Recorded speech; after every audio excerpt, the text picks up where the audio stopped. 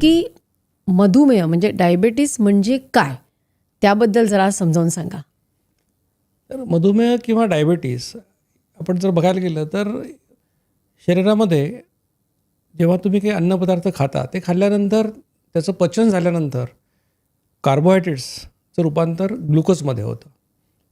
आणि ग्लुकोज ही एका अर्थाने लाईफलाईन म्हणायला गेलं, कारण त्याच्यातून एनर्जी मिळत असते. आणि हे ग्लुकोजचं प्रमाण नियंत्रित ठेवण्यासाठी एक व्यवस्था शरीरामध्ये आहे. आणि त्याच्यामध्ये इन्शुलिन नावाच्या हार्मोनचं अतिशय महत्त्व आहे, की ग्लुकोज वाढली तर इन्शुलिन येतं आणि त्या इन्शुलिन त्या ग्लुकोजला पेशींमध्ये पाठवतं आणि रक्तातली ग्लुकोज मग कमी होते. हे अशा प्रकारचं हे मेकॅनिझम असतं. आणि त्यामुळे ग्लुकोज एका विशिष्ट मर्यादेमध्ये ठेवले जाते. म्हणजे जो नॉर्मल माणूस आहे, ज्याला डायबिटीज नाही, अशा माणसाचं उपाशीपोटी साखर बघितली तर ती 100 मिलीग्रॅम% म्हणजे 100 मिलीलिटर रक्तात 100 मिलीग्रॅमपर्यंत असू शकते. आणि जेवल्यानंतर 2 तासांनी, त्याला आपण पोस्ट लंच म्हणतो, ती 140 मिलीग्रॅम इतकी असते. तर हे जे आहे हे सांभाळण्याचं काम करणारं इन्शुलिन आणि दुसऱ्या बाजूला अनेक हार्मोन असतात. ग्लुकॅगॉन आहे, स्टिरॉइड्स आहेत, ह्या सगळ्या अनेक हार्मोन्स असतात. ग्रोथ हार्मोन आहे. तर इन्शुलिन एका बाजूला आणि बाकी दुसऱ्या बाजूला, हे असं सीसॉच्या खेळासारखं हे चालू असतं, की ग्लुकोज वाढले तर इन्शुलिन येणार, ग्लुकोज कमी झालं तर हे बाकीचे सगळे काम करतात. तर हे मेकॅनिझम असतं. आता होतं असं की तुमच्या शरीरामध्ये जेवढी ग्लुकोज येते तेवढ्या प्रमाणामध्ये इन्शुलिन तयार व्हायला पाहिजे आणि त्यांनी ते नियंत्रणात ठेवायला पाहिजे. आता होतं असं की वारंवार इन्शुलिन जेव्हा तयार होतं आणि इन्शुलिनची लेवल जेव्हा वाढायला लागते, तर पेशी ज्या असतात त्या प्रत्येक पेशीवर, मी साध्या भाषेत म्हणतो की कुलूप असतं एक, ज्याला आम्ही तांत्रिक भाषेमध्ये इन्शुलिन रिसेप्टर असं म्हणतो. म्हणजे काय, आपण जर थोडं खोलात गेलो की हे ग्लुकोज पेशीमध्ये जायचं असेल तर ते आपोआप जात नाही. त्याच्यासाठी ती पेशींवरची जी कुलपं आहेत रिसेप्टर्सची ती उघडायला लागतात आणि ते उघडण्याचं काम हे इन्शुलिन करतं. इन्शुलिन ही ती किल्ली आहे जे ते रिसेप्टरचं लॉक उघडते. आणि इन्शुलिननी कुलपं उघडली की मग ग्लुकोज पेशीत जातं आणि पेशी ते वापरतात. आणि मग पेशींनी वापरल्यानंतर उरलेल्या ग्लुकोजचं रूपांतर ग्लायकोजनमध्ये होतं. अजून ग्लुकोज शिल्लक राहिली तर त्याचं रूपांतर फॅटी ॲसिडमध्ये होऊन चरबीत साठवलं जातं. आता कसं आहे की आपण उत्क्रांती जर बघितली माणसाची, तर त्या उत्क्रांतीमध्ये असं होतं की 6 लाख वर्ष आपण जंगलात काढले, गेली 10,000 वर्ष आपण जंगलाच्या बाहेर आहेत. त्याच्यामुळे आपल्यावर जे संस्कार आहेत ते जंगली प्राण्याचे आहेत. आणि शेती हा जो विषय आहे बघितलं तर गेल्या 5-6 हजार वर्षामध्ये आपल्याला शेती करता येते. मग आता शेतीच जेव्हा आपल्याला करता येत नव्हती, आपण जंगलात राहायचो, तर काय खात होतो आपण?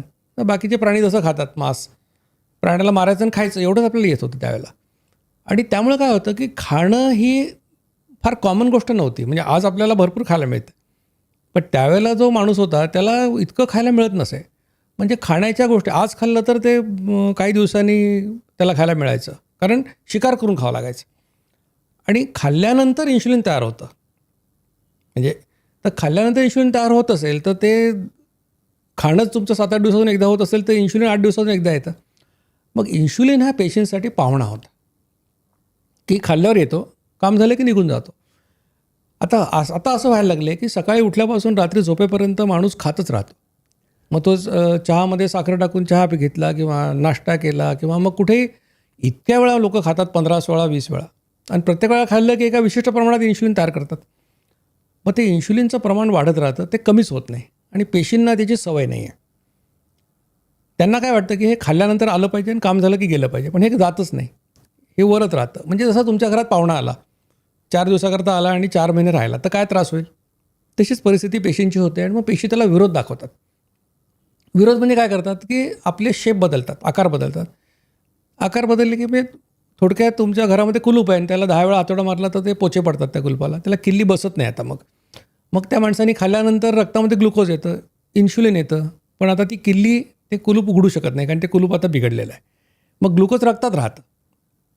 मग इथे ती सुरुवात होते, ज्याला आपण म्हणतो की बा आता हे ग्लुकोज जर पेशीत पोचवायचं असेल तर मेंदूला असं वाटतं की अरे आता एवढं 5 युनिट 10 युनिट इन्शुलिनने काम होत नाही आता या माणसाचं, मग आता हे वाढवून 15 करा, 20 करा. तर हे जे प्रमाण वाढत जातं तेच काम करण्यासाठी जास्ती इन्शुलिन लागणे, याला आम्ही इन्शुलिन रेझिस्टन्स येणं असं म्हणतो. मग त्या इन्शुलिन वाढवून तो हळूहळू ग्लुकोज पेशीत जायला लागतं.